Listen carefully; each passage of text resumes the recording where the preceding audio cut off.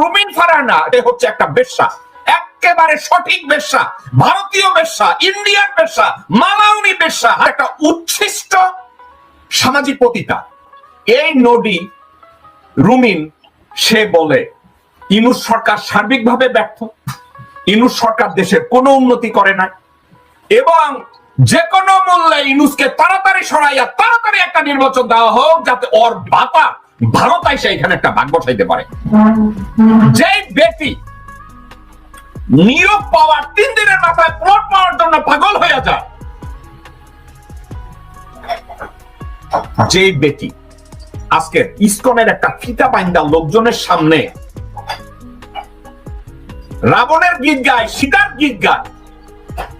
এর মতো লোক, এর মতো একজন নটি, তার উপরে বাংলাদেশের 17 কোটি মানুষ বা বাংলাদেশের রাজনীতি অথবা বাংলাদেশ জাতীয়তাবাদী দল, এর মতো একটা মানুষের প্রতি বাংলাদেশের রাজনীতি এর মতো মানুষের কাছ থেকে কি ভালো কিছু আশা করতে পারে? বেগম জিয়া আসার পরে হঠাৎ জড়াই ধরে কাঁদলো, সে বুঝছে যে এবার এখন নাটকটা করতে পারলে একটা পজিশন মিলবে, নাটকটা ঠিক মতো করতে পারলে আমার একটা ফায়দা আছে, এই জন্য একেবারে কাইন্ডা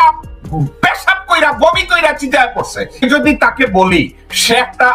ব্যক্তি হিসাবে সে জাস্ট একটা উচ্ছিষ্ট সামাজিক পতিতা, উচ্ছিষ্টা, একেবারে একেবারে একেবারে নগণ্য শ্রেণীর লো লাইফ টাইপ।